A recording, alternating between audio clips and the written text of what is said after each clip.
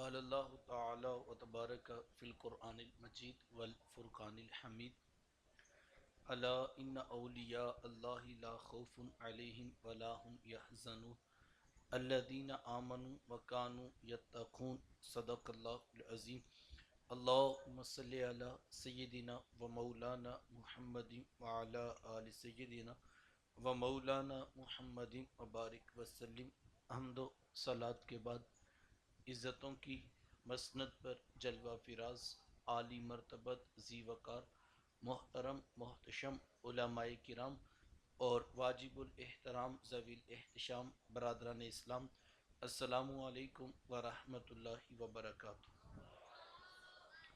بتوفیق باری تعالیٰ مجھے اور آپ کو درس قرآن مجید کی سعادت حاصل ہو رہی ہے، اور آپ جانتے ہیں کہ آج کی یہ بابرکت نشست امام اہل سنت امام احمد رضا خان فاضل بریلوی علیہ رحمہ کی یاد میں منعقد ہے۔ اللہ کی بارگاہ میں دعا گو ہوں کہ اللہ تعالی ہم سب کا مل بیٹھنا اپنی بارگاہ میں قبول فرمائے اور قابل عمل باتوں پر توفیق عمل نصیب فرمائے۔ مجھ سے قبل آپ نے علماء کرام کے علمی اور تحقیقی بیانات سماعت کیے۔ میں مختصر وقت میں، چونکہ وقت کافی بیت چکا، میں مختصر وقت میں اپنی گفتگو کو سمیٹ لینا چاہوں گا، اس دعا کے ساتھ کہ اللہ تعالی میری زبان پہ کلمہ حق جاری فرمائے۔ لمحہ لمحہ آپ کی توجہ صرف مجھے درکار ہے۔ میں کوئی 1.5 گھنٹے کا خطاب نہیں کرنا، گنتی کے 20-25 منٹ میرے پیش نظر ہیں، اور ایک مضمون اس پر تعلیمات اعلیٰ حضرت کا ایک جز آپ کے سامنے رکھ کر بات کو سمیٹ لینا چاہوں گا، اس دعا کے ساتھ کہ اللہ تعالیٰ مجھے اور آپ کو صحیح فہم دین نصیب فرمائے۔ اللہ والے کون ہوتے ہیں؟ وہ کون سے برگزیدہ لوگ ہیں کہ جن کی سنگت اور صحبت اختیار کرنے والا کبھی بھی محروم نہیں رہتا۔ ایسے خوش قسمت لوگ کسی کو اگر میسر آ جائیں تو یقیناً ان کی صحبت بہت بڑی نعمت خداوندی ہے۔ میرے معاشرے میں اس عنوان سے بہت زیادہ افراط و تفریط پائی جاتی ہے۔ ایک طبقہ تو وہ ہے جو ڈٹ کر اللہ والوں کی مخالفت کرتا ہے، اور ان کے مزاج میں اس قدر شدت پائی جاتی ہے کہ بعض اوقات ہم دیکھتے ہیں کہ امت کے مسلمہ بزرگوں کی بھی توہین کر دی جاتی۔ ایسے لوگ آپ کو معاشرے میں سوشل میڈیا پر بات کرتے ہوئے دکھائی دیں گے۔ میں یہ سمجھتا ہوں کہ ان لوگوں کا قصور یہ ہوا کہ انہوں نے 2 نمبر کو دیکھا اور 1 نمبر کا انکار کر دیا۔ ان کا پالا نقل سے پڑا تھا تو انہوں نے اصل کا بھی انکار کر دیا۔ جبکہ 2 لمحے کا تفکر کر لیا جائے تو کسی چیز کی اگر مارکیٹ کے اندر نقل موجود ہے تو یہ اسی بات کی دلیل ہے کہ کہیں پہ اصل بھی موجود تھی۔ چونکہ نقل کا پایا جانا ہی اس بات کی دلیل ہے کہ کوئی نہ کوئی اصل تو تھی۔ چونکہ جب نقل ڈائریکٹلی آ جائے تو پھر وہ اصل ہوتی ہے، تو اصل اتنی خراب صورت نہیں تھی۔ تو کسی چیز کی کاپی کا، کسی چیز کی نقل کا پایا جانا تو یہ اس بات کی دلیل ہے کہ کہیں نہ کہیں اصل موجود ہے۔ اس کی سادہ سی مثال دینا چاہوں، اگر کسی شخص نے پیتل دیکھی ہے اور کوئی کہے کہ یہ دیکھو یہ پیتل ہی ہوتی ہے اور لہٰذا ثابت ہو گیا کہ سونا نہیں ہوتا، تو یہ ایک نادان فیصلہ ہوگا کہ پیتل کا پایا جانا اس بات کی دلیل تھوڑی ہے کہ سونا ہوتا ہی نہیں ہے۔ سوال یہ ہے کہ اگر پیتل کو دیکھا تھا تو پیتل کی نفی کی جاتی یا اس کا اس بات کیا جاتا، لیکن افسوس کہ پیتل کو دیکھ کر سونے کی نفی کی گئی، جبکہ اگر آنکھ اٹھا کے دیکھتے تو سونا کیا ہے، یہاں ہیرے اور جواہرات بھی ملتے، یہاں نظر دیکھنے والے کی ہوتی تو بہت کچھ نصیب ہوتا۔ لیکن ان کا قصور یہ کہ انہوں نے نقل کو دیکھا اور اصل کا۔ دوسرا طبقہ وہ ہے کہ جنہوں نے 2 نمبر 10 نمبر 20 نمبر دیکھے اور صحیح فہم دین نہ ہونے کی وجہ سے وہ نقل کو ہی اصل سمجھ بیٹھے۔ اور جو عزت، مقام، رتبہ، اہمیت اصل کی تھی وہ نقل کو دینا شروع کر دے. ایسے لوگ بھی آپ کو ملیں گے جو مختلف قسم کے کرتب کر کے دکھاتے ہیں، ان کو بھی اس فہرست میں لوگوں نے شامل کر لیا. جس کو 6 ماہ ہو گئے کبھی اس نے غسل بھی نہیں کیا، جس کے بدن سے بدبو اور تعفن اٹھ رہا ہے، تو اس کو بھی ہم نے اس کھاتے میں ڈال دیا. یہاں تک کہ کوئی 2.5 من لوہا پاؤں میں پہن کے بازار کے 2 چکر کاٹ گیا تو ہم اس کے پیچھے بھی ہاتھ باندھ کے چلنے لگے کہ یہ بھی کوئی پہنچا ہوا ہے. اور معذرت کے ساتھ اس عنوان پر بھی اتنی دردناک صورتحال ہے کہ اگر کسی بیچارے کا توازن عقلی ٹھیک نہیں تو اس کو بھی اس کھاتے میں ہم نے ڈال دیا کہ یہ بھی پہنچا ہوا ہے. کاش کہ ہم تصور دین اور فہم دین سمجھتے کہ دین کہتا کیا ہے. اور یقین جانیے اتنی جہالت ہے اس عنوان پر کہ مجھے کسی صاحب نے کہا کہ 32 سال ہو گئے ہیں ہمارے حضرت نے گندم کا ایک دانہ بھی چکھ کر نہیں دیکھا. تو میں نے کہا کہ وہ کیا کھاتے؟ کہتے وہ چاول کھاتے ہیں اور دال مسور کی کھاتے ہیں. تو میں نے کہا آپ ان کا علاج کروا دیجئے، شاید کوئی بیماری ہوگی جس کی وجہ سے وہ یہ چیزیں نہیں کھاتے. ان چیزوں کا روحانیت کے ساتھ تو کوئی تعلق نہیں، لیکن ہمارے ہاں ان کرتبوں کو، ان چیزوں کو بھی جو ہے وہ طریقت کے نام پر بیچا جاتا ہے. ایسے لوگ آپ کو ملیں گے تو کہنے لگے جناب 32 سال ہو گئے ہیں گندم کا دانہ بھی چکھ کے نہیں دیکھا. تو یہ بھی صاحب کرامت ہو گئے، یہ بھی صاحب ولایت ہو گئے. تو میں نے کہا اس طرح تو آپ کو کوئی شوگر کا پیشنٹ بھی مل سکتا ہے جو کہ 40 سال ہو گئے میں نے چینی چکھ کے نہیں دیکھی، تو پھر کوئی درجہ تو اس کو بھی دینا پڑے گا اس بنیاد پہ. تو کتنی عجیب بات ہے کہ اس طرح کی چیزوں میں لوگوں نے ولایت تلاش کر. میرے استاد ہمیں بتایا کرتے کہ ہم ایک جگہ پر کسی دعوت پر مدعو تھے. یہ مثالیں صرف اس لیے دے رہا ہوں کہ بالکل واضح ہو جائے کہ حقیقت کیا ہے.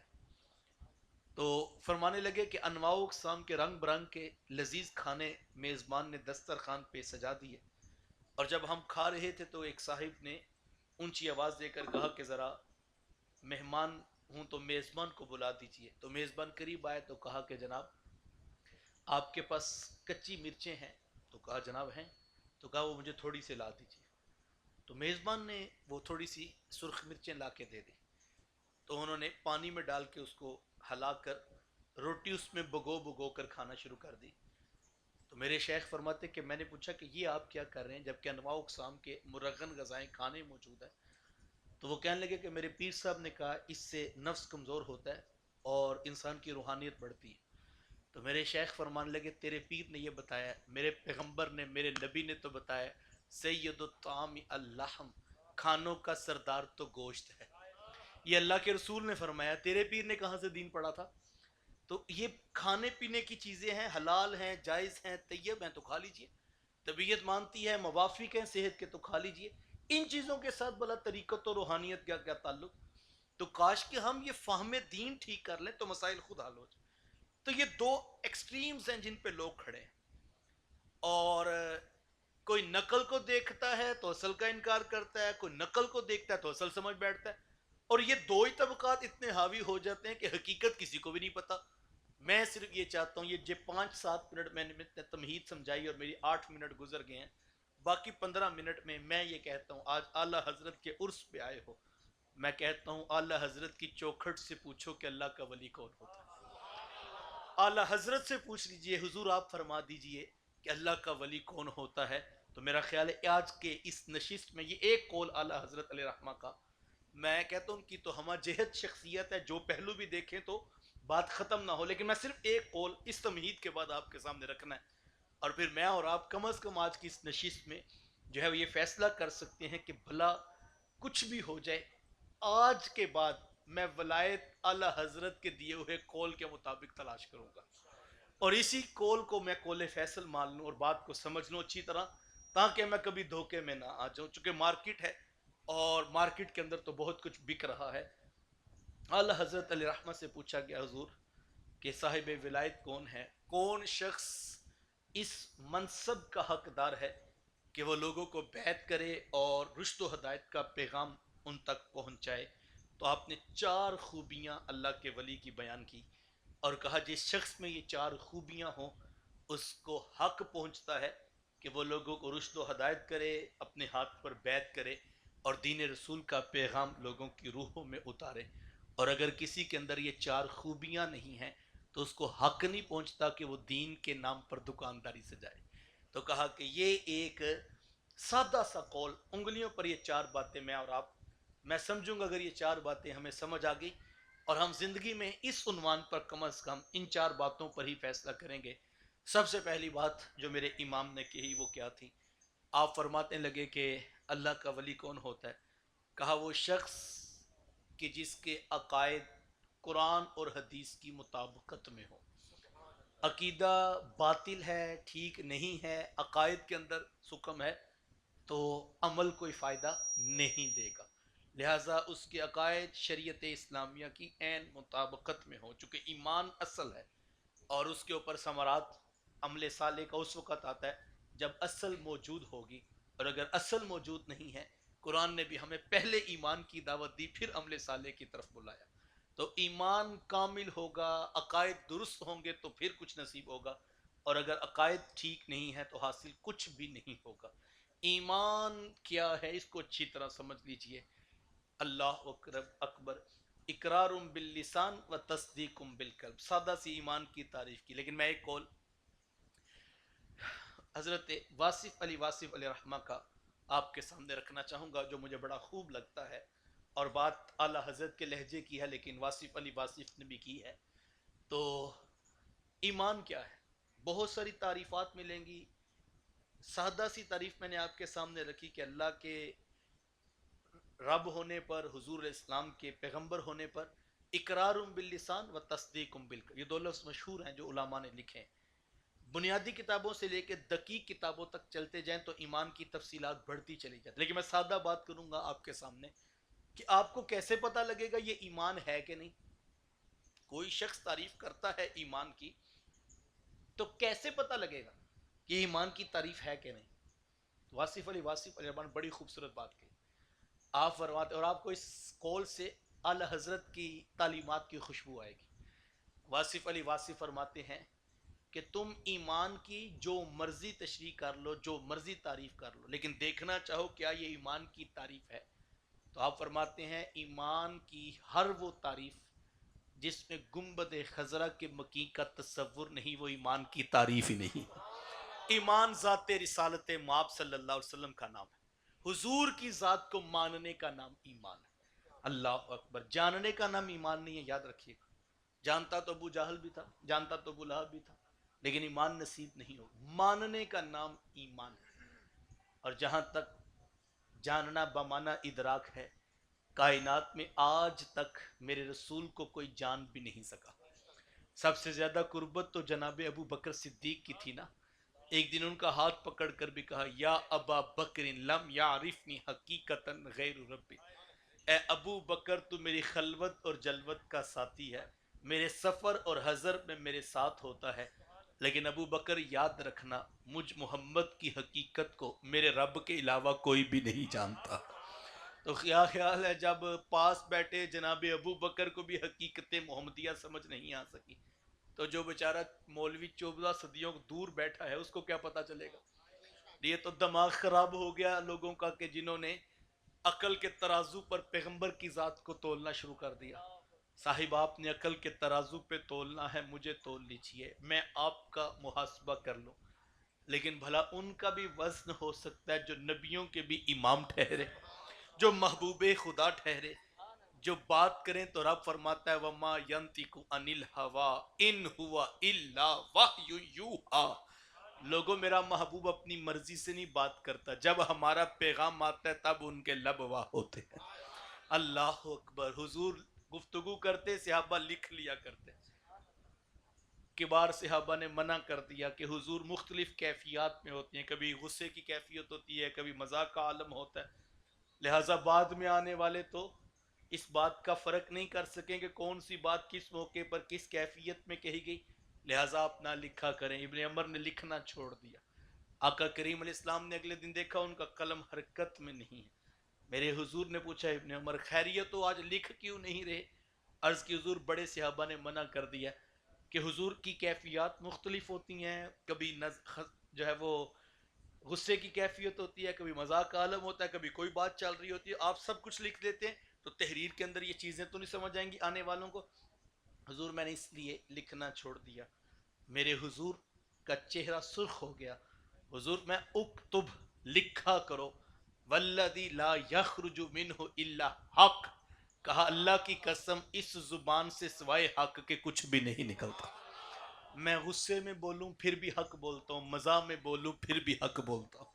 اللہ اکبر. تو حضور کا یہ تعارف ہمارے پاس موجود ہے.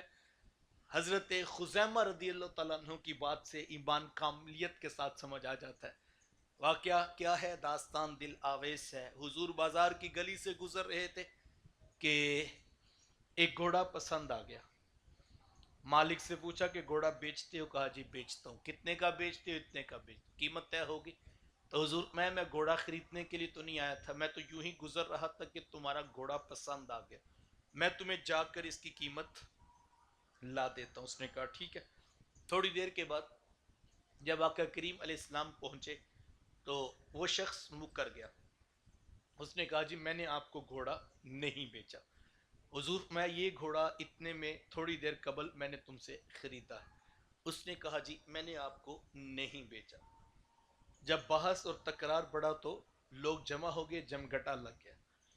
تو اس شخص نے خود ہی جان چھڑانا چاہی اور کہا کہ جناب بتائیے، دو لوگوں میں یوں اختلاف ہو جائے تو آپ کا دین، آپ کا مذہب، آپ کی شریعت تسویہ کی کیا صورت بیان کرتی؟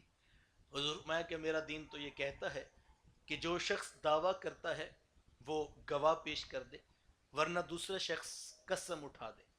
تو اس نے کہا ٹھیک ہے، دعویٰ تو آپ کا ہے کہ میں نے گھوڑا خریدا ہے، میں تو نہیں کہتا کہ میں نے گھوڑا بیچا، لہٰذا آپ گواہ پیش کر دیجیے.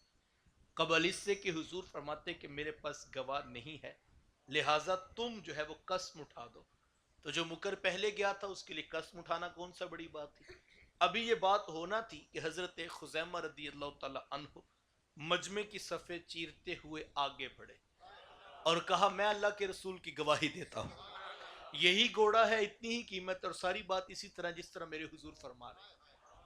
اس شخص نے گھوڑا حضور کے حوالے کیا، قیمت وصول کی، لوگ گھروں کو پلٹنے لگے. آقا کریم علیہ السلام نے حضرت خزیمہ کو قریب کیا تو حضور میں خزیمہ ایک بات تو بتاؤ. عرض کی حضور ارشاد فرمائے. کہا بات بھی سچی، گھوڑا بھی یہی، قیمت بھی اتنی، لیکن ایک بات تو بتاؤ، جب سودا ہو رہا تھا تو پاس نہیں کھڑا تھا، تو نے کیسے گواہی دے دی؟ سنیے جواب، یہی بریلی کے تاجدار نے کہا تھا. اللہ اکبر. کہا کہ بات بھی سچی، گھوڑا بھی یہی، قیمت بھی اتنی، لیکن آپ نے کیسے گواہی دے دی؟ سنیے حضرت خزیمہ رضی اللہ تعالیٰ عنہ کا جواب. حضرت خزیمہ فرمانے لگے، عرض کرتے ہیں حضور جی یہ گھوڑا کیا ہوتا ہے؟ محبوب جی آپ کے کہنے پہ ہم نے عرش کے رحمان کی گواہی نہیں دے دی. ہم نے رب کو دیکھا تو نہیں ہے، آنکھوں نے دیکھا نہیں، ہاتھوں نے چھوا نہیں، عقل میں وہ آتا نہیں. محبوب تو نے کہا وہ موجود ہے، اب ہمیں اپنے ہونے کا بھی اتنا یقین نہیں جتنا اس کے ہونے کا یقین ہے. اللہ اکبر. یہ ایمان ہے، یہ ایمان ہے. اور یہ اعلی حضرت علیہ رحمہ نے ہمیں پہلی شرط اور پہلی خوبی یہ بتائی کہ اس کا ایمان پختہ ہو. لہٰذا ہم جب بھی کہیں جائیں گے ہم پہلی چیز یہی دیکھیں گے کہ اس کی عقائد و نظریات کیا ہیں، وہ اللہ اور اس کے رسول کی بتائی ہوئی تعلیمات کی عین مطابقت میں ہوں گے. رائی کے دانے کے کروڑویں حصے میں بھی کہیں پر جو ہے وہ شبہ بھی ہو گیا تو ہمیں وہاں سے اپنا دامن سمیٹ لینا ہے، وہاں پہ کچھ نہیں ہے سوائے اندھیروں کے. لہٰذا یہ پہلی بنیادی بات. دوسری بات میرے امام فرماتے ہیں اس کا روحانی نسب نامہ بغیر کسی انقطاع کے در حبیب تک پہنچتا ہو، یعنی ایک سلسلہ طریقت جو ہے وہ بغیر کسی انقطاع کے ذات رسالت مآب صلی اللہ علیہ وآلہ وسلم تک پہنچتا ہو. اب اس پر بہت کچھ کہہ سکتا ہوں لیکن میرے سامنے گھڑی اور میری ایک لمحہ اس پر نظر ہے، تو میں صرف اتنا کہوں گا کہ یہ بلب جل رہے ہیں تو یہاں پہ روشنی آ رہی ہے، تو یہ اسی لیے روشن ہے کہ اس کا کہیں پہ پیچھے ہیڈ آفس میں کنیکشن ہے، اور اگر یہ نہ ہو تو یہاں پہ روشنی نہیں ہوتی ہے. تو کہا کہ اس کا شجرہ نسب بغیر کسی انقطاع کے ذات رسالت مآب صلی اللہ علیہ وآلہ وسلم تک پہنچتا. تیسری بات جو بڑی اہم ہے جو امام نے کی، آپ فرماتے ہیں وہ فاسق مولن نہ ہو، اعلانیہ گناہ کرنے والا نہ ہو۔ یہ نہیں کہا کہ اس سے گناہ سرزد نہیں ہوگا، گناہ تو ہوگا، ظاہری بات ہے، کبھی کبھی غلطی بھی ہو جائے گی، کبھی کبھی اس سے خطا بھی ہو جائے گی، کیونکہ یاد رکھیے گا معصوم عن الخطا انبیاء کی ذوات ہے، اور ہمیں یہی دین جو ہے وہ ہمارے اسلاف نے واضح دیا ہے۔ لہٰذا اس حوالے سے ہمیں دیکھنا ہوگا کہ فاسق مولن نہ ہو، اعلانیہ گناہ کرنے والا، کیوں؟ اس لیے کہ حضرت مجدد علی ثانی علیہ الرحمہ فرماتے ہیں، ذرا دیکھیے اپنے اسلاف کی تعلیمات کتنی واضح ہیں۔ آپ فرماتے ہیں جو مرید ہوتا ہے نا، اس نے فقہ اپنے شیخ کے عمل سے سیکھنی ہوتی، اور اگر یہ اعلانیہ گناہ کر رہا ہوگا تو کہیں خدا نہ خواستہ لوگ اس کے عمل سے گناہ نہ کشید کر لیں، کیونکہ اب اس منصب پہ یہ بیٹھا ہے، نیچے بیٹھنے والوں کے لیے مسئلہ ہو رہا ہے، مسند پہ بیٹھنے والے کے لیے مسئلہ ہو رہا ہے۔ حضرت امام اعظم امام ابو حنیفہ علیہ رحمہ، آپ گزر رہے تھے، ایک بچی پانی کا گڑا بھر کے اٹھانے لگی، تو امام صاحب نے کہا کہ بیٹا ذرا خیال کرنا، آگے پھسلن ہے، کہیں تم گر نہ جاؤ۔ تو وہ چھوٹی بچی کہنے لگی حضرت میرا کیا ہے، میں گروں گی تو زیادہ سے زیادہ یہ مٹکا ٹوٹے گا، صبح 2 آنے کا بازار سے اور خرید لاؤں گی، لیکن حضور آپ خیال کیجئے گا اگر آپ پھسل گئے امت پھسل جائے گی۔ بندہ جتنے بڑے منصب پہ ہوتا ہے اس کی احتیاط بھی اتنی بڑی ہوتی ہے، لہٰذا وہ اتنی بڑی منصب کی کرسی پہ بیٹھا ہے تو اس کو پتا ہونا چاہیے کہ اس کی پوزیشن کتنی حساس ہے، اعلانیہ گناہ کرنے والا نہ ہو، یہ لازمی خاص ہے۔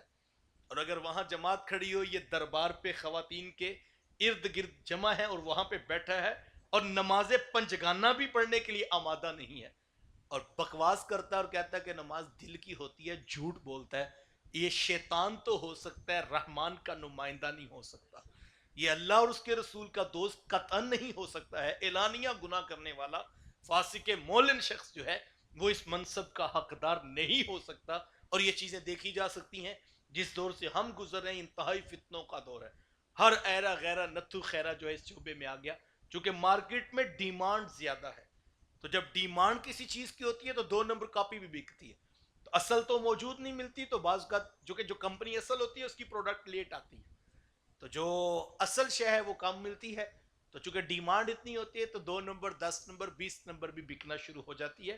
لہٰذا گناہ اگر یہ خود گناہ کرتا ہے تو پھر خیر اور دین کہاں سے ملے گی، لہٰذا اس حوالے سے بھی احتیاط۔ اور چوتھی بات بڑی اہم، میں نے تیسری اور دوسری بات مختصر قصدن کی ہے کہ چوتھی بات پہ میں 5-7 منٹ آپ کے چاہوں گا۔ پہلی بات کہی کہ اس کا عقیدہ، اس کے نظریات، اس کے عقائد بالکل واضح دو ٹوک شریعت مطہرہ کی مطابقت میں ہو۔ دوسرا فرمایا اس کا روحانی نسب نامہ بغیر کسی انقطاع کے ذات رسالت مآب صلی اللہ علیہ وآلہ وسلم تک پہنچتا ہو۔ اور تیسرا فرمایا کہ وہ فاسق مولن نہ ہو، اعلانیہ گناہ کرنے والا۔ اور چوتھی بات میرے امام نے کہا وہ اتنا معتبر عالم ہو کہ 3 عربی کتب سے پڑھ کے خود مسئلہ سمجھ کے آنے والوں کو دین سکھا سکے۔ اعلیٰ حضرت کے نزدیک اللہ کا ولی عالم ہی ہوگا، جاہل شخص کبھی اللہ کا ولی نہیں ہو سکتا۔ لیکن اگر ہم نسلاً در نسلاً اعلیٰ حضرت کا نام لے رہے ہوں اور ہم صرف اس بات پہ مطمئن ہوں کہ جو ہے وہ میرا پیر جو ہے وہ فلاں رنگ کی پگڑی پہنتا ہے تو لہٰذا وہ ہی اکثر حق والا، باقی تو سب جھوٹ ہے، اور ہم سب کو پتا ہو کہ وہ جاہل شخص ہے، دین سے بیزار شخص ہے، جھوٹا ہے، اس کے پلے دین نام کی کوئی چیز نہیں، اور ہم اس کی دیگیں بھی بانٹ رہے ہوں، اس کے عرس پہ بھی حاضری دے رہے ہوں، اور ہم اس کو سپورٹ بھی کر رہے ہوں، تو مجھے اور آپ کو اعلیٰ حضرت نے تو عالم کو اللہ کا ولی قرار دے دیا، اور جاہل شخص کبھی اللہ کا ولی نہیں ہو سکتا۔ اور آپ نے ایک شرط میں ساتھ میں قید لگائی، عربی کتب پڑھ کے۔ عربی کتب کیوں کہا؟ اس لیے کہ دین کا جو ماخذ ہے وہ عربی کتب ہے، عربی پڑھ کے اس کا معنی، مطلب، مفہوم سمجھ کے، خود سمجھے گا تو آگے سکھائے گا۔ تو اگر اس بیچارے کو اوپر سے دیکھ کے بھی نہیں پڑھنا آتا، اور وہ چونکہ پٹکا بڑا پہنتا ہے، پگ بڑی پہنتا ہے، جبہ کبا سٹائل بڑا وضع قطع دار ہے، اور ہم کہیں کہ اس کے فالورز اتنے ہیں، وہ دیکھو جو ہے وہ اتنا ہجوم لگا ہوا ہے۔ ہجوم تو صاحب بندریا کے تماشے پہ بھی ہوتا ہے، تو ہجوم سے فیصلے تو نہیں ہوتے ہیں، بات تو سیدھی سی ہے، عالم ہوگا تو بات سمجھ آئے گی، اگر وہ جاہل ہے اس کے پاس بیٹھنے سے کچھ نہیں ملے گا، چونکہ جو پیر اور مرید کا رشتہ ہے، مرشد کہتے کسے؟ راہ دکھانے والے کو، اور اس نے اگر دین خود ہی نہیں پڑھا یا چند ضروری بس باتیں اس نے رٹی ہوئی ہیں اور وہی لوگوں کو بتاتا ہے اور کہتا ہے کہ دل والے اور ہوتے ہیں اور یہ مولوی اور ہوتے ہیں، اعلی حضرت نے تو یہی کہا کہ اللہ کا قرب اسی کو ملے گا جس کے سینے میں شریعت محمدیہ کا نور ہوگا، اور جس کے پاس دین نہیں ہے، علم نہیں ہے۔ لیکن ہمارا اس عنوان پر یقین جانے بہت بڑا دھوکہ ہے، ایسی ایسی کہانیاں، ایسی ایسی ان پڑھ جاہلوں والی باتیں لوگوں کو سنائیں گے، اصل دین بیان ہی نہیں کریں گے، اور آپ ایسے لوگوں کے پاس دیکھیں گے ان پڑھ خطیبوں کا ہی آنا جانا ہوگا۔ وجہ یہ ہے کہ اگر لوگوں کو صحیح بات بتا دی جائے تو پھر لوگ دور ہو جائیں گے، لوگوں کو بات سمجھ آ جائے گی۔ لیکن ہمارا قوم کا بھی مزاج ایسا ہی ہے۔ میں اس کی ایک مثال سورہ یاسین سے دے کر مضمون مکمل کرنا چاہوں گا، اور بڑے درد دل سے اور بڑی احتیاط اور بڑی ذمہ داری کے ساتھ یہ بات آپ تک پہنچانا چاہتا ہوں۔ میں یہ کہتا ہوں آپ قرآن مجید اٹھائیں، جس وقت اللہ کے رسول صلی اللہ علیہ وآلہ وسلم نے ان لوگوں کو دین کی دعوت پیش کی تو انہوں نے انکار کر دیا۔ انکار کی کئی وجوہات قرآن نے بیان کی جو وہ اپنے گمان میں دلائل کے طور پہ پیش کیا کرتے تھے۔ جہاں بہت سارے اعتراضات وہ کرتے تو ایک بات وہ یہ بھی کہتے تھے، وہ یہ کہتے تھے کہ یہ بات ہماری سمجھ میں نہیں آتی، ہم اس کو تسلیم نہیں کرتے کہ کائنات عالم کا رب، زمین و آسمان کا خالق، اس کا نمائندہ، ان کے مزاج اور ان کے عقیدے کے مطابق وہ یہ کہتے تھے ہم ہی میں سے ایک شخص بن گیا، یعنی مکے میں سے ایک شخص نے اٹھ کے اعلان نبوت کر دیا، اور اتنا بڑا رب کہ جو زمین و آسمان کا خالق، جو کائنات عالم کا رب ہے، تو یہ کیسے ہو سکتا ہے کہ اس کا نمائندہ ہم ہی میں سے ایک عام شخص اٹھ کے ہو جائے؟ لہٰذا وہ یہ اعتراض کرتے تھے اپنے گمان کے مطابق۔ اچھا، ان کی ایک تو یہ بات ہوئی، وہ اس کہتے ہیں اتنا بڑا رب، کائنات عالم کا رب، تو اس کا نمائندہ ایک عام سا شخص کیسے ہو سکتا ہے؟ لہٰذا ہم اس کو نہیں مانتے۔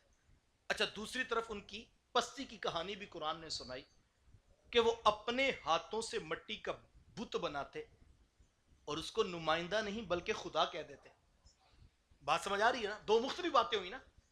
ایک طرف کہتے ہیں کہ اتنا بڑا رب، اتنی طاقتوں کا مالک، کہ زمین و آسمان کا خالق، کائنات عالم کا رب، تو اس کا نمائندہ اپنے گمان کے مطابق ایک عام سا شخص کیسے ہو سکتا ہے؟ یہ بات سمجھ نہیں آتی، بڑی بات ہے جناب۔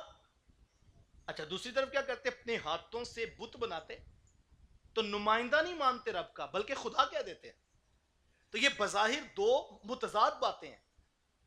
قرآن نے اس مضمون کو انٹرٹین کیا اور مفسرین نے اس کا جواب دیا، اور کیا کہا؟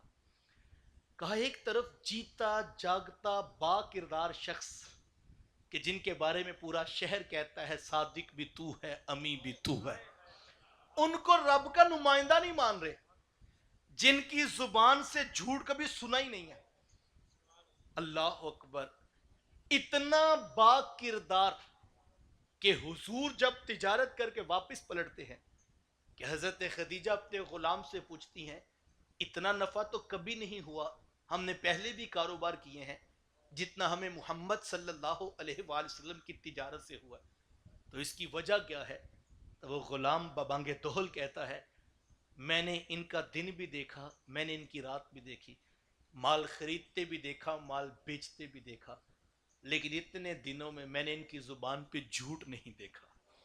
سارا شہر کہتا تھا، وہ جانتے تھے ان جیسا اور کوئی نہیں کائنات میں، لیکن نمائندہ نہیں مان رہے۔ اور دوسری طرف اپنے ہاتھوں سے بت بنا کر اس کو خدا کہہ دیتے تھے۔ تو وجہ کیا تھی؟ اس لیے کہ وجہ یہ تھی ان کو یہ پتا تھا جس دن ان کو پیغمبر، رسول، نبی مان لیا اس دن زندگی بدلنی پڑے گی، مفادات پہ زد پڑے گی، جھوٹ چھوڑنا پڑے گا، دھوکہ چھوڑنا پڑے گا، فراڈ چھوڑنا پڑے گا، ظلم جو ہے وہ اس سے انحراف کرنا ہوگا، ساری زندگی بدلنی پڑتی ہے۔ لہٰذا ان کا انکار کر دو، ان کو اس رب کا نمائندہ بھی نہ مانو، چونکہ زندگی بدلنی پڑتی۔ اور اگر ہاتھوں سے بت بنا کے خدا ماننا پڑے، فرق کیا پڑتا ہے؟ بت نے کون سا ہاتھ روک لینا شراب نہ پیو، بت نے کون سا ہاتھ روک لینا ظلم نہ کرو، لہذا خدا ماننے میں فرق کوئی نہیں ہے۔ اگر آپ یہ مثال سمجھ چکے ہوں تو بعین ہی آج ہمارے معاشرے کا بھی مسئلہ یہی ہے. ایک شخص ہماری آنکھوں کے سامنے جوانی میں ہمارے محلے میں آتا ہے, 35-40 سال ہو جاتے ہیں, ہم اپنی آنکھوں سے دیکھتے ہیں صبح روزانہ فجر کے بعد قرآن کا درس دیتا ہے, پھر تیار ہو کے مرکز میں مدرسہ میں چلا جاتا ہے, عصر کے وقت وہاں سے آتا ہے, آتے ہی عصر کی نماز پڑھاتا ہے, پھر اس کے بعد درس دیتا ہے, مغرب کے بعد ترجمہ کلاس, عشاء کے بعد بیٹھ کے مطالعہ کرتا ہے, تہجد کے وقت اٹھ کے پھر دوبارہ جا کے مطالعہ کرتا ہے. 40 سال سے ہم سب دیکھ رہے ہوتے ہیں, کبھی مصلی پہ نماز بھی لیٹ نہیں ہوئی, لیکن ہم میں سے کوئی شخص اس کو اللہ کا ولی ماننے کے لیے تیار نہیں ہوتا. کیوں؟ دوسری طرف اچھا ایک یہ پوزیشن ہے, دوسری طرف ہمارے بازار میں یا ہمارے محلے میں ایک بابا نانگے شاہ کے بیٹھتا ہے اور دیکھتے دیکھتے اس کے دربار پہ رش لگ جاتا ہے. لوگ کہتے ہیں کہ دیکھو یہ تو کوئی بات نہیں ہے, وہاں پہ ہر جمعہ رات کو 500 بندہ دیگیں کھا کے جاتا ہے, اور ہمارے علامہ صاحب کو تو 40 سال ہو گیا, صبح درس میں 10 بندے بیٹھے ہوتے ہیں. آخر کچھ نہ کچھ تو اس بابے کے پاس ہے نا. تو جناب واقعی صحیح کہتے ہیں, مسئلہ یہ ہے اگر علامہ صاحب کے پاس وہ فجر کے بعد بیٹھ جائیں تو وہ بتائیں گے کہ رشوت لینے والا رشوت دینے والا جہنمی ہے. علامہ صاحب کے درس میں بیٹھیں گے, وہ بتائیں گے سود خور سے اعلانیہ جنگ اللہ کی. علامہ صاحب کے پاس بیٹھیں گے, وہ کہیں گے لعنت ہے جھوٹوں پر, یہ قرآن کہہ رہا ہے. لہٰذا اگر اس مسلح پہ بیٹھنے والے, اس مدرسہ کے اندر پڑھانے والے کو اللہ کا ولی مان لے تو زندگی بدلنی پڑتی ہے. لہٰذا اس کا انکار کرو, اس کی مخالفت کرو, کوئی فرق نہیں پڑتا. وہ دربار پہ عورتیں بھی آتی ہیں, بھنگ بھی چلتی ہے, چرس بھی چلتی ہے, ڈھول بھی چلتا ہے, دھمال بھی چلتی ہے, دیگیں بھی بڑھتی ہیں, سودی کاروبار والا بھی آیا ہوتا ہے. تو لہٰذا اس کو اللہ کا ولی ماننے میں مسئلہ کوئی نہیں ہے, داد بھی ملتی ہے, وہ بھی خوش ہوتا ہے. لہٰذا اس کو اللہ کا ولی بھی ہم مان لیتے ہیں, اس کو پہنچی ہوئی سرکار بھی مان لیتے ہیں. اور یہاں پر ہمارے سامنے ایک شخص 40 سال سے دین کی خدمت کر رہا ہوتا ہے, اس کو ہم اس کا نمائندہ, اس کا دوست ماننے کے لیے تیار نہیں. وجہ یہ ہے ہمارے مفادات کا مسئلہ ہے. اتنے لوگ بیٹھے ہو, میں یہ 4 باتیں دہرا کے اجازت چاہوں گا. اعلی حضرت علیہ رحمہ کے عرس پہ آئے ہو, لنگر اعلی حضرت یہ ہے, آج میں اور آپ عہد کریں ہم کسی 2 نمبر 10 نمبر 20 نمبر دین کے لٹیرے کے ہاتھ میں ہاتھ نہیں پکڑائیں. ہم 100% شریعت کا مزاج, دین کا مزاج, علم کا مزاج رکھنے والے اس راہ کے لوگ تلاش کریں گے. اور اگر نہ بھی ملے تو کوئی پریشانی کی بات نہیں, کثرت سے قرآن مجید پڑھیے, اللہ آپ کو کبھی نہ کبھی کہیں نہ کہیں کسی شخص سے ملا دے گا. کثرت سے قرآن مجید کو پڑھیے. آج بھی زندہ معجزہ حضور علیہ السلام کا امت کے پاس موجود ہے. قرآن مجید کی تلاوت اپنا معمول بنا لیں. یہ جھوٹی باتیں ہیں, لوگ کہتے ہیں اگر بیعت نہ کی تو آپ گمراہ ہو جائیں گے. او بھائی ملے تو صحیح, پہلے ہم معیار تو سمجھیں. نہ ملا تو کوئی بات نہیں, رب سے عرض کریں گے مولا ساری زندگی تیرے بندے کو تلاش ہی کرتے رہے, ہمیں کوئی ملا ہی نہیں, اگر ملتا تو ہم بیعت کرتے. تو معیار تو سمجھیں. لیکن ہمارا مسئلہ کیا ہے کہ ہم لوگ ایک بار کسی سے ڈسے جائیں تو پھر ہم کہتے ہیں یہ سارے ایسے ہی ہوتے ہیں, چونکہ مزید تڑپ نہیں رکھتے. میں سادہ سی بات کہتا ہوں, آپ بازار میں گئے, آپ نے کپڑا خریدا, گھر لا کے کپڑا واش کیا, کپڑا خراب نکل آیا. آپ کبھی یہ تو نہیں کہتے یہ سارے کپڑے والے دھوکے باز ہوتے ہیں, آج کے بعد ہم نے کپڑا نہیں خریدنا, کیونکہ آپ کو پتا ہے یہ میری ضرورت ہے, اس کے بغیر گزارا نہیں ہو سکتا. آپ نشان لگا لیتے ہیں یہ 2 نمبر کپڑا بیچتے ہیں, پھر دوسری دکان, پھر تیسری دکان, پھر چوتھی دکان, 3-4 دکانوں کے بعد نئے شہر میں بھی گئے ہوں, ہمیں 1 نمبر کپڑے والا مل جاتا ہے. ہم سب کو پتا ہے دودھ اچھا کہاں سے ملتا ہے, ہم سب کو پتا ہے کہ مٹھائی اچھی کہاں سے ملتی ہے, ہم سب کو پتا ہے, ایک کوچوان کو بھی پتا ہے منڈی میں پٹھے 1 نمبر کس کے پاس. لیکن کیسی عجیب بات ہے, نماز کی باری آتی ہے تو ہم کہتے ہیں نماز ہی پڑھنی ہے, یہاں پڑھ لو یا وہاں پڑھ لو. یار مٹھائی کھانی ہے یا اس بیکری سے کھا لو یا اس سے کھا لو, کیا فرق پڑتا ہے, دودھ ہی پینا یہاں سے لے لو یا. لیکن شاید ہم مٹھائی, دودھ اور بیکری آئٹم کے لیے یا کپڑے کے لیے تو معیار رکھتے ہیں, ہم اللہ کے رسول کے دین کے لیے معیار کیوں نہیں رکھتے. یار نماز پڑھنی ہے, جس کے پیچھے نماز پڑھ رہے ہوں یقین تو ہو اس کی زبان سچ بولنے والی ہے, یقین تو اس کا دل حضور کے عشق میں تڑپتا ہے, اس کی آنکھوں سے محبوب کے ذکر پہ آنسو چھلکتے ہیں. کاش ہم معیار جب بنا لیں گے پھر طلب کے ساتھ تڑپ. اللہ کا وعدہ ہے والذین جاہدوا فینا. اللہ فرماتا ہے جو ہماری راہ میں کوشش کرتے ہیں, جو ہمیں تلاش کرتے ہیں, جو ہمارا قرب پانے کے لیے لگے رہتے ہیں. رب کہتا ہے جو کوشش کرتے ہیں لنہدینہم سبلنا, ہم ان کے لیے راہیں کھول دیتے ہیں. لیکن یہ راہ ملتی اس کو ہے جو طلبگار ہوتا ہے. یہ 4 خوبیاں اپنی روح میں اتار لیجئے اور اعلی حضرت علیہ رحمہ کے اس کول نور کی روشنی لے کر اپنے گھروں میں پہنچیں. ہم ان کی تعلیمات سے وفا کریں. اصل چیز تعلیمات ہے. اسلاف کے دن ان کی یاد, ان کا ذکر یہ ہے کہ میں اور آپ ان کی تعلیمات کو اپنی روح میں اتاریں. اس عنوان سے ہمیشہ کسی 2 نمبر 10 نمبر 20 نمبر یا ٹھگ دھوکے باز کی حمایت ہم نے نہیں کرنی. مجھے ایک طالب علم کی بات اچھی لگی تو وہ کہتا ہے کہ مجھے کسی پروفیسر صاحب نے ایک ایم فل میں کہا کہ جناب آپ کا, جو کہتے کہ ان کا جو ہے وہ مسلک اور تھا, اور انہوں نے مجھے کہا کہ آپ کے تھیسس کا عنوان یہ ہے کہ آپ نے پنجاب کے درباروں کے اوپر ریسرچ کرنی ہے کہ یہاں پہ کیا کیا خرافات ہوتی ہیں. تو کہتے کہ ان کا خیال یہی تھا کہ یہ لڑکا میرے ساتھ بحث کرے گا اور یہ جو ہے بار بار جو ہے وہ مجھ سے باتیں پوچھے گا تو میں اس کو اور باتیں بتاؤں گا. تو کہتے کہ میں نے پہلے دن ہی کھڑے ہو کر کہا یہ سب خرافات ہیں, یہ بھانگ, یہ چرس, یہ ڈھول دھمکہ, بے حیائی, میں خود ڈٹ کے کہتا ہوں ان کا اعلی حضرت کے مسلک کے ساتھ کوئی تعلق نہیں. تو میں خود کہتا ہوں آپ میرا وقت نہ ضائع کروائیں, سال میرا کہاں پہ لگوانا ہے, مجھے کوئی علم کی تحقیق دیجیے, میں پڑھنے کے لیے آیا ہوں. کوئی ہمیں کہے تو ہم پریشان کیوں ہو جائیں, ہم خود اعلان کرتے ہیں یہ سب باغی ٹولہ ہے, یہ سب جہالت ہے, یہ سب دھوکہ ہے, اس کا دین رسول کے ساتھ یہ شیطانیت ہے, اس کا تو انسانیت سے بھی کوئی تعلق نہیں, دین تو بڑی دور کی بات ہے. لہٰذا کوئی ہمیں کہ یہ کہاں لکھا ہوا ہے, کوئی ہمیں کہ اس کا حوالہ, تو ہم خود اعلان کرتے ہیں صاحب ہماری تعلیمات بالکل واضح, ہمارے اسلاف کی تعلیمات بالکل واضح ہیں. تو سادہ سی بات یہ ہے, اگر کمبل میں پسو پڑ جائے تو کمبل نہیں جلائے جاتے, پسو نکالے جاتے ہیں تاکہ کمبل. یہ کتنے لوگ ہیں, آپ اکثر علماء کی تقاریر سنتے ہیں شادی بیاہ کی تقاریب کے اوپر جو اریانی, فحاشی, سلاب بدتمیزی, گندگی, غلاظت ہے, تو سارے علماء یہی تقریر کرتے ہیں نا کہ یہ بے حیائی نہیں ہونی چاہیے, یہ نہیں ہونا چاہیے, نہیں. کبھی کسی نے یہ تو نہیں کہا کہ نکاح بند کرو, نکاح کے اوپر بے حیائی ہوتی ہے. سارے سمجھتے ہیں کہ نکاح تو سنت مبارکہ ہے, لہٰذا اس کے اندر جو چیزیں ہم نے شامل کی ان کو نکالنا ہے. تو اگر کوئی عالم کہے کہ نکاح ہی نہیں ہونا چاہیے, نکاح بند کرنا چاہیے تاکہ یہ اتنے لوگ جو ہے وہ بے حیائی کے مرتکب ہوتے ہیں, تو آپ کہیں گے حضرت یہ نکاح تو سنت ہے, تو نکاح کو ختم نہیں کیا جائے گا, اس کے اوپر تنقید کی جائے گی. تو اسی طرح تعلیمات واضح کی جائیں اور جو خرافات ہیں ان کے اوپر واضح دو ٹوک موقف اختیار کیا جائے. کہیں پہ ہمیں حمایت کرنے کی ضرورت نہیں. ہماری تعلیمات, اسلاف کی تعلیمات بالکل واضح ہمارے پاس پہنچی ہیں. آئیے, اصل ضرورت اس بات کی ہے ہم قرآن کا دامن تھام لیں, ہم رسول اللہ صلی اللہ علیہ وآلہ وسلم کی سیرت کو اختیار کر لیں. اللہ کی بارگاہ میں دعا گو ہوں, اللہ مجھے آپ کو توفیقات عمل نصیب فرمائے. مجھے فجر کے بعد بھی درس حدیث شریف میں پہنچنا ہے. آپ احباب سے اجازت چاہوں گا. ہمارے محترم محمد علی مصطفی صاحب سے تعلق محبت کا اتنا گوڑا ہے کہ میں اس پروگرام کی معذرت نہیں کر سکا, جبکہ میری صحت میں بھی گنجائش نہیں تھی, وقت بھی اتنی تاخیر سے ہو چکا تھا, اور میں نے کوشش کی, کہا تو میں نے 25 منٹ کا تھا, لیکن بار بار مجھے اس نوجوان کا ہی خیال آ رہا تھا کہ وہ کہیں بعد میں یہ نہ کہ آپ نے بالکل مختصر کیا.